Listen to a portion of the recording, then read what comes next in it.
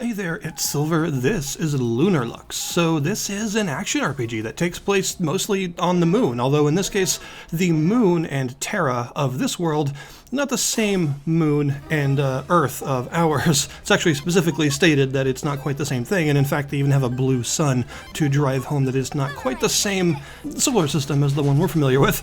But the idea here is pretty unique because it's using sort of a mashup of several different RPG elements, and it's created a really neat battle system and a pretty good narrative. So I'm obviously not going to spoil any of like the major story beats or anything, but there will be some visual spoilers in the background just as an unavoidable nature of playing the game.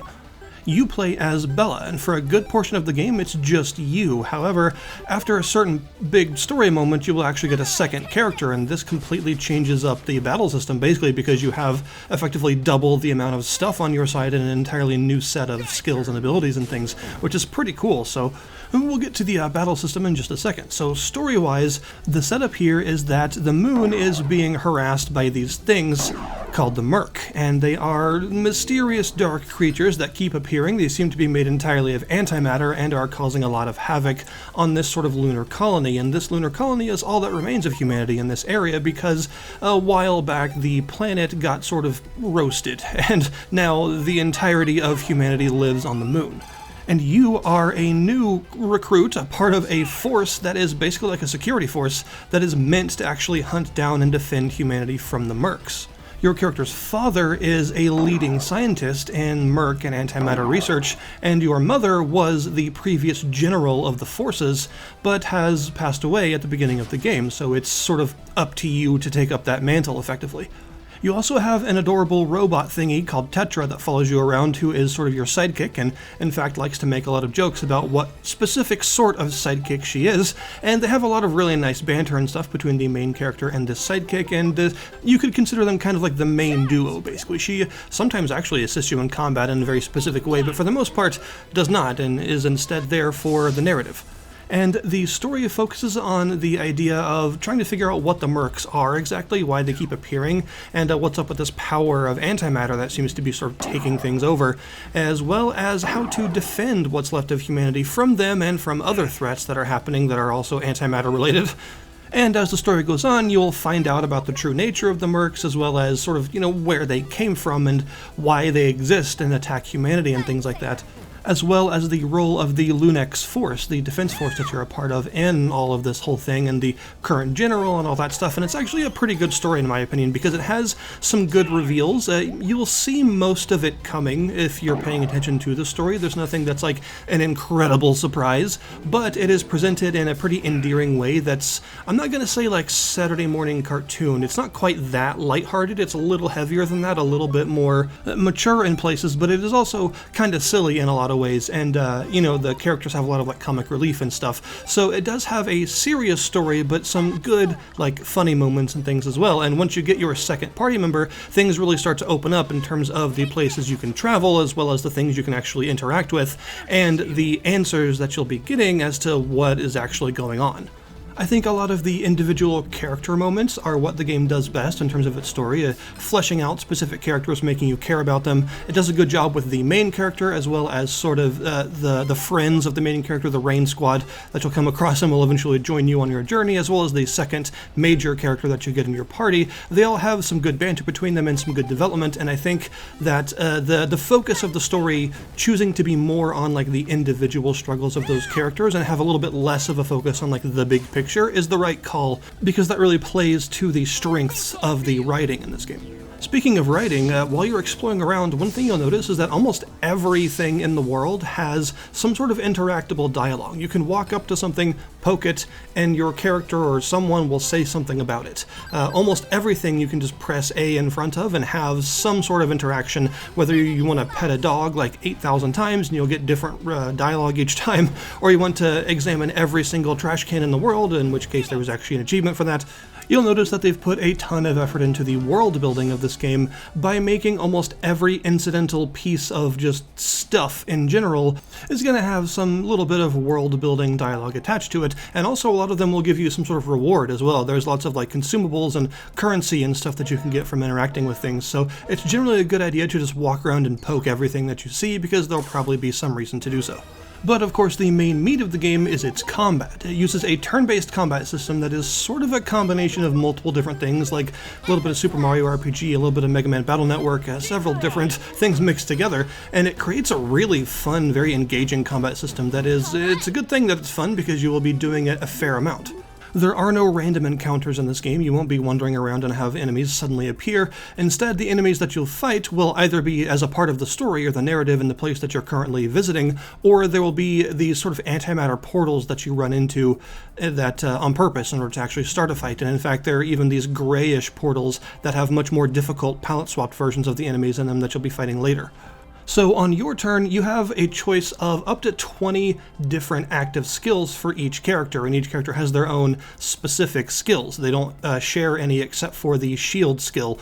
So that means there's 40 different active skills in this game, so there's a lot of combat variety, and a lot of the active skills also have some sort of button press or minigame or something that you can do to strengthen them or otherwise improve their effect. Not all of them, but most of them have something, and they're all different. So you'll choose an active skill to use, and then once you do this, you'll get a choice of 3 different passive skills. You can have a whole bunch of passive skills equipped at any given time. You have to have a minimum of at least 10 of them equipped, but you can have pretty much as many as you want. And this is a little bit deck builder-ish because the idea is you want a smaller number of them to make sure that you have a higher chance of drawing useful ones, basically, because you get 3 random ones of all the ones that you have equipped. And then you can just choose any of those to apply to that active skill when you do it. So maybe it regenerates some of your SP, which is what you use to fuel your skills, or maybe you get one that doubles the multiplier of damage for the skill or something like that. So there are a whole bunch of different passive skills that apply all sorts of different effects that you can combine with all of these actives in order to create more powerful effects. So this means that once you get your other character, you have all 40 of those active skills, and of course about 30 of those passive skills possible. So this means the combat is extremely varied in this game and never really gets old. It doesn't do it so much that it feels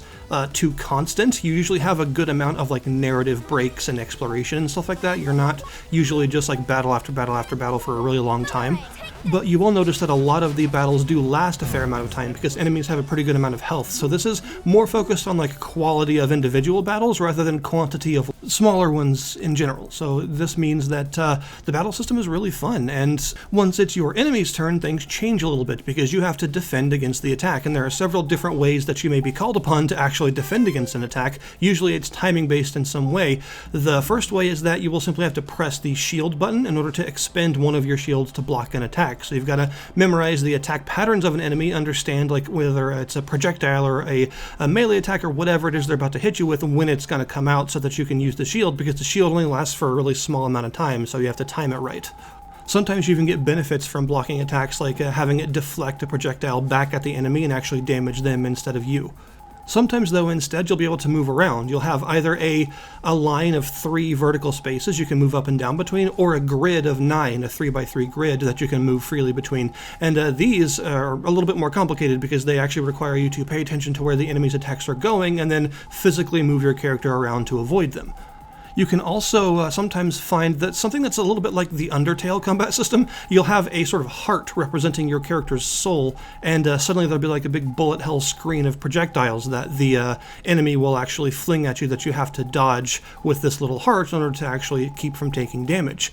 In all of these methods where you have to move around to avoid attacks, you can still use a shield if you want to, if you feel like you're about to get hit and you can't avoid it or something, but the idea is you don't have to use a shield if you dodge well, because shields are a limited resource.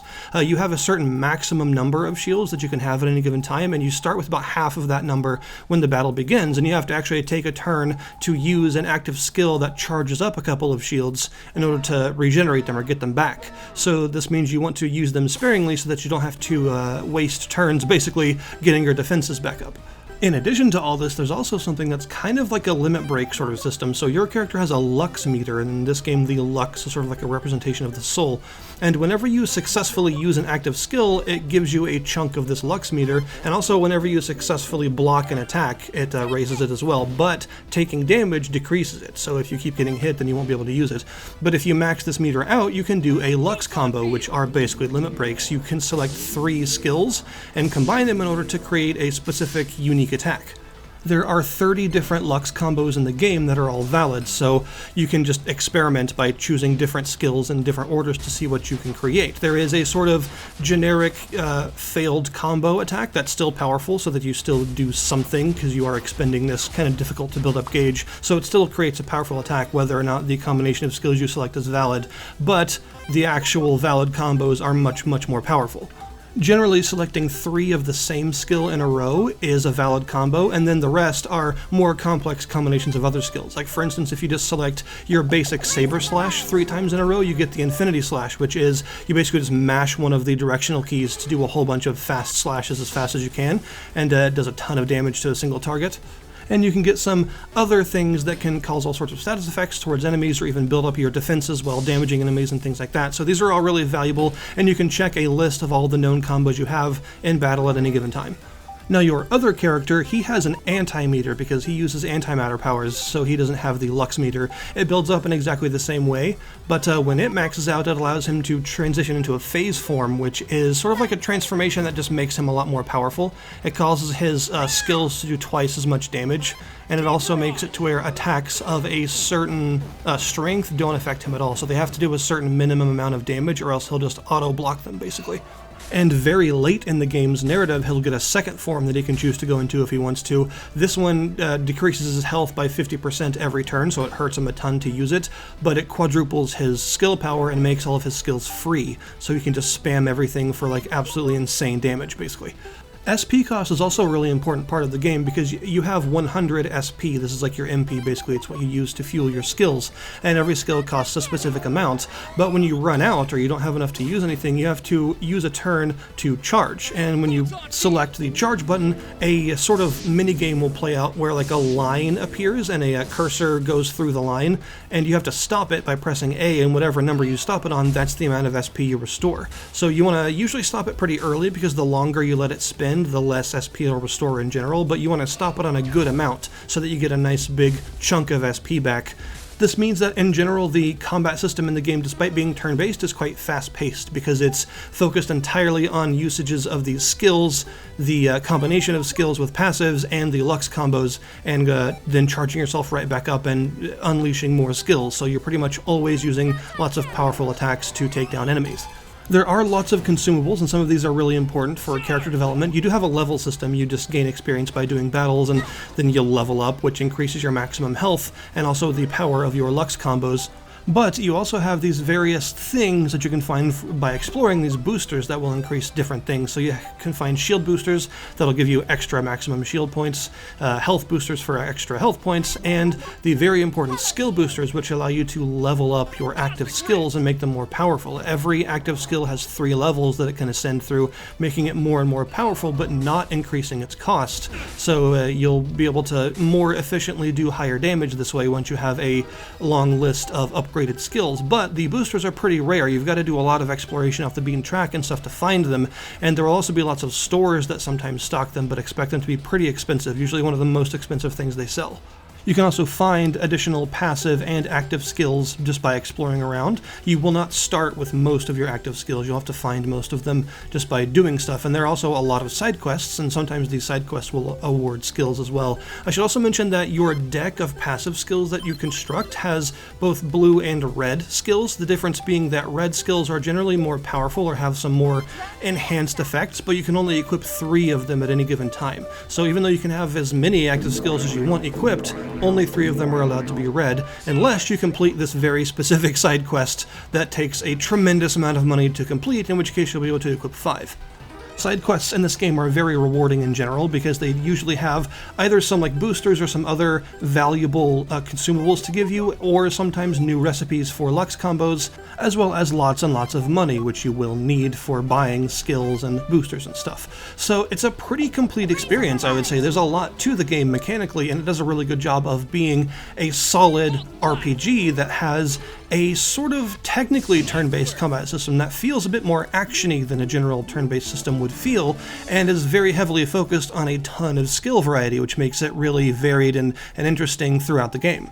It also tends to be pretty challenging. I didn't really get very many game overs except for in some of the timed battles against some side quests, but that doesn't mean it wasn't a challenge. There are plenty of challenging enemies to face, especially once you get into the EX enemies and some of the optional like boss level stuff that you'll be finding if you explore a lot. This is the kind of game that you'll get the most out of if you do a lot of the side content, because you can sort of mainline just the main quest pretty quickly. But if you do everything that you can find, then you'll have a lot more of a sort of breadth of content as you explore around, and you'll be going to a lot more areas that you otherwise wouldn't have touched and things like that.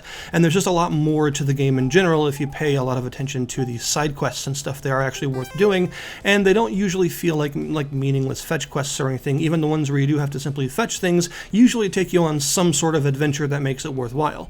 So in my opinion, LunarLux is a really solid RPG that is absolutely worth playing. It's got a fun, if pretty lighthearted story that does a good job of keeping you engaged with some well-written characters and stuff throughout the journey, and a really, really nice combat system that is a blast to play through and gives you a ton of stuff to collect and a bunch of optional challenges to complete and stuff in order to get better at it, and it's just a really fun combat system in general. So I'll put the link in the description below this video to the Steam store page for LunarLux so that you can go and check it out yourself. Thank you guys very much for watching, and I'll see you next time.